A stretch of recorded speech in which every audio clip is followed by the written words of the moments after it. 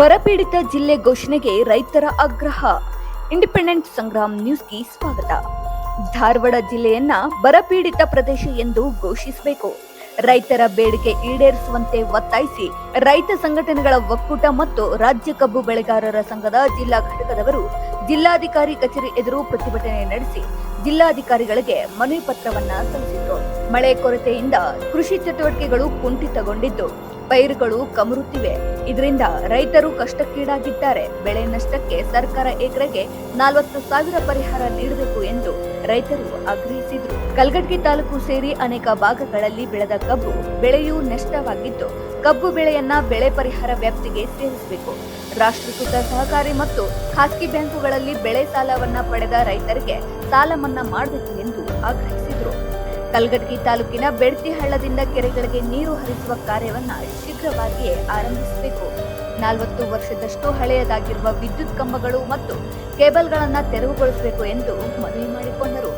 ಈ ಸಂದರ್ಭದಲ್ಲಿ ರೈತ ಮುಖಂಡರಾದ ಮಹೇಶ್ ಬೆಳಗಾಂವ್ಕರ್, ಬಸವೇನಪ್ಪ ಅದುರ್ಗುಂಚಿ, ಉಳುವಪ್ಪ ಬಳ್ಳಿಗೇರ್, ಬಸನಗೌಡರ್ ಸಿದ್ದನಗೌಡರ್, ವಸಂತ್ ದಾಕಪ್ಪನವರ್, ಗದ್ಗೆಪ್ಪಗೌಡ ಪಾಟೀಲ್, ಮಳ್ಳಪ್ಪ ಹೊನ್ನಿಹಳ್ಳಿ, ಮೂರ್ಸಾವಿರಪ್ಪ ರಡ್ಡೇರ್, ಸಿದ್ದಪ್ಪ ಹಡಪತ್, ಚೆನ್ನಪ್ಪ ಹುಲ್ಮನಿ, ಮೈಬೂಬ್ ಕುಂದಗೋಳ್, ಚೆನ್ನಯ್ಯ ಹಿರೇಮಠ್, ಸಹದೇವಪ್ಪ ಪಲ್ಲೇದ್, ಯಲ್ಲಪ್ಪ ಗಾಣಗೇರ್ ಸೇರಿದಂತೆ ಅನೇಕರು ಉಪಸ್ಥಿತರಿದ್ದರು. ರಾಜ್ಯ ಕಬ್ಬು ಬೆಳೆಗಾರ ಸಂಘ ರಾಜ್ಯ ಪ್ರಧಾನ ಕಾರ್ಯದರ್ಶಿ ಮಹೇಶ್ ಬೆಳಗಾಂವ್ಕರ್ ಮಾತಾಡೋದು. ನಾವು ರಾಜ್ಯ ಸರ್ಕಾರಕ್ಕೆ ಏನ್ ಮನವಿ ಮಾಡ್ಬೇಕು, ತೀವ್ರ ಮಳೆ ಕೊರತೆಯಿಂದಾಗಿ ಇಡೀ ರಾಜ್ಯವೇ ಬರಗಾಲದಿಂದ ತತ್ತರಿಸಾಕತೈತಿ. ರೈತರ ಆತ್ಮಹತ್ಯೆಗಳು ಸರಣಿ ರೂಪದಲ್ಲಿ ನಡೆದಾವ. ಸರ್ಕಾರಗಳು ಅದಕ್ಕೆ ಸ್ಪಂದಿಸ್ತಾ ಇಲ್ಲ. ಹಿಂಗಾಗಿ ನಾವು DC ಮೇಡಮ್ ಮುಖಾಂತರ ರಾಜ್ಯ ಮುಖ್ಯಮಂತ್ರಿಗಳಿಗೆ ಬರಗಾಲ ತಕ್ಷಣ ಘೋಷಿಸಬೇಕು, ಮತ್ತೆ ಪರಿಹಾರವನ್ನು ಇಮಿಡಿಯೇಟ್ ಆಗಿ ಅದನ್ನ ಕೊಡುವ ವ್ಯವಸ್ಥೆ ಮಾಡಬೇಕು.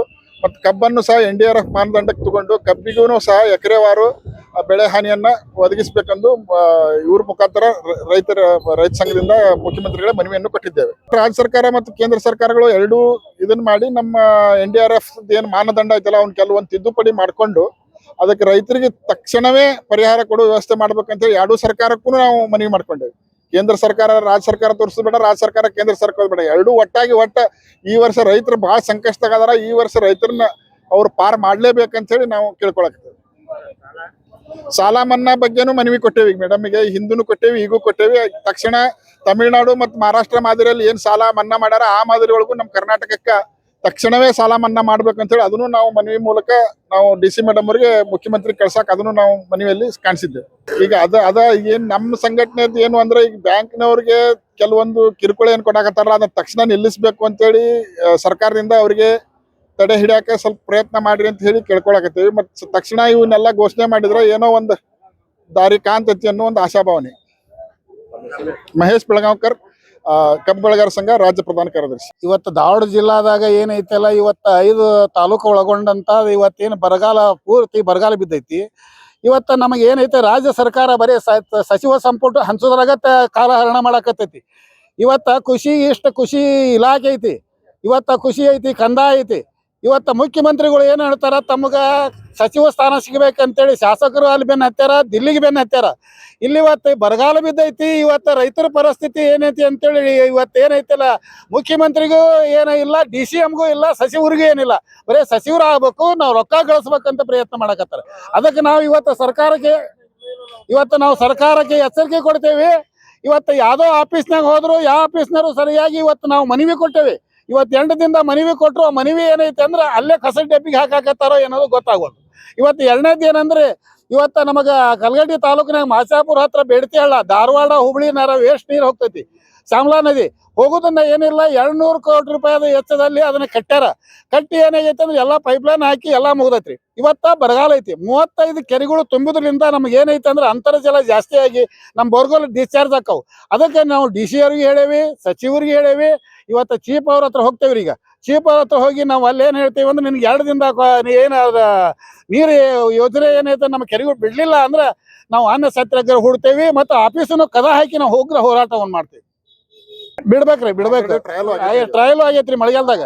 ಅವ್ರು ಏನ್ ಮಾಡ್ತಾರಂದ್ರಿ, ಮಳೆಗಾಲದಾಗ ಟ್ರೈ ಮಾಡ್ಯಾರ ನೋಡ್ರಿ, ಕೆರೆ ತುಂಬು ಹೊತ್ನ್ಯಾಗ ನೀರು ಬಿಟ್ಟಾರ. ಇವತ್ತು ಬರಗಾಲ ಬಿದ್ದೈತಿ, ಇವತ್ತು ಹನಿ ನೀರಿಲ್ಲ, ನಮ್ಮ ಎಲ್ಲೆಲ್ಲಿ ಕೆರೆಗಳ್ನಾಗ ನೀರಿಲ್ಲ. ಇವತ್ತು ಬಿಡಾಕ್ತಾ ಇರಲಿಲ್ಲ, ಖಾಲಿ ಕೆರೆಗಳು ಅದಾವ, ಬಿಡಾಕ್ತಾ ಇರಲಿಲ್ಲ. ಇವತ್ತು ಏನು ರಾಜ್ಯ ಸರ್ಕಾರ ಕಣ್ಣತ್ತದೈತೋ ಎಲ್ರಿ, ಸಂಬಂಧಪಟ್ಟಂತ ಶಾಸಕರುಗಳು ಎಷ್ಟು ಬಂದಾರ, ಇದ್ರಾಗ ಪಕ್ಷಾಭೇದ ಬಿಡ್ರಿ. ಇವತ್ತ ರೈತರು ಇವತ್ತು ಸಾಕತ್ತಾರಂದ್ರೆ ಏನೆಲ್ಲ ಇವ್ರಿಗೆ ರೊಕ್ಕ ಮಾಡಾಕ ದಿಲ್ಲಿ ಮತ್ತು ಬೆಂಗಳೂರು ಇಲ್ಲೇ ಅದಾರ. ಕೃಷಿ ಇಷ್ಟು ಹಾಳಾಗಿತ್ತು, ಕಂದಾಯ ಜಂಟಿ ಸಮೀಕ್ಷೆ ಮಾಡವಲ್ರಿ ಇವರು. ಕೃಷಿ ಸಚಿವರೇ ಕೃಷಿ ದುರ್ಭಾಗ್ಯ ಅಂದ್ರೆ ಏನ್ರಿ, ದೀಡ್ ತಿಂಗಳಾದ್ರೂ ಇವ್ರು ಸಚಿವ ಸಂಪುಟ ಹಂಚಾಕತಾ ಇರಲಿಲ್ಲ ಅಂದ್ರೆ ಎಷ್ಟರ ಮಟ್ಟಿಗೆ ಸರ್ಕಾರ ಇವರ ರೈತರ ಬಗ್ಗೆ ಕಾಳಜಿ ಐತೆ ಅಂತ ಇದ್ರ ಉದಾಹರಣೆ ರೀ. ಮೋದಿ ಅವ್ರ ಅಂಕಿ ಕಣ್ ತೆಗೆದಿಲ್ಲ. ಅವ್ರು ಫ್ಯಾಕ್ಟ್ರಿ ಯಾರ್ರಿ, ಅವ್ರ ಫ್ಯಾಕ್ಟ್ರಿ ಯಾರು? ಟಾಟಾ, ಬಿರ್ಲಾ, ಅಂಬಾನಿ. ಇದ್ರ ಬಗ್ಗೆ, ರೈತರ ಬಗ್ಗೆ ಇಲ್ರಿ ಅವ್ರು. ರೈತರ ಬಗ್ಗೆ ಅಂದ್ರೆ ಅವ ಸಣ್ಣವಲ್ಲ, ದೊಡ್ಡದ ವಿಚಾರ ಮಾಡ್ತಾನವ, ಸಣ್ಣ ಬಗ್ಗೆ ರೈತರ ಬಗ್ಗೆ ಮಾಡೋದಿಲ್ಲ.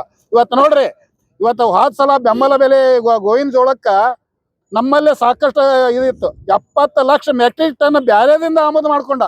ಇವತ್ತು ಬೆಂಬಲ ಬೆಲೆ ನಮ್ದು ಏನಿತ್ತಂದ್ರೆ 2300 ರೂಪಾಯಿ ಸಿಗೋದನ್ನ 1600 ರೂಪಾಯಿ ಕೊಟ್ಟು 1600 ಕೊಟ್ಟರೆ ರೈತರು ಇವತ್ತು ಆತ್ಮಹತ್ಯೆ ಮಾಡ್ಕೊಳಕತ್ತಾರ. ಅಂದ್ರೆ ಇನ್ನೂ ಹೆಚ್ಚಾಗ್ತಾವೆ. ಯಾಕಂದ್ರೆ ಇವತ್ತು ಸಾಲ ಕೇಳ್ತಾರ, ಇವತ್ತು ಮಾನಕ್ಕೆ ಹೆದರಿ ಇದು ಮಾಡಕತ್ತಾರ. ಇವತ್ತು ಕೇಂದ್ರ ಸರ್ಕಾರ ನಿಮ್ಗೆ ಉದಾಹರಣೆ ಕೊಡ್ತೇನ್ರಿ. ಇವತ್ತು ಎಲ್ಲ ಗೊಬ್ಬರ ರೇಟ್ ಏರೈತಿ, ಔಷಧ ರೇಟ್ ಏರೈತಿ, ಡೀಸೆಲ್ ರೇಟ್ ಏರೈತಿ, ಎಲ್ಲ ಏರಿದ್ರಿ. ಕಬ್ಬಿಗೆ 1 ಟನ್ಗೆ 100 ರೂಪಾಯಿ ಏರಿಸ್ಯಾರ ನೋಡ್ರಿ. ಇದು ಎಂತಾದ ದೌರ್ಜನ್ಯ ಅಂತ ನೋಡ್ರಿ. 1 ಟನ್ಗೆ 100 ರೂಪಾಯಿ ಏರಿಸ್ಯಾರಿ.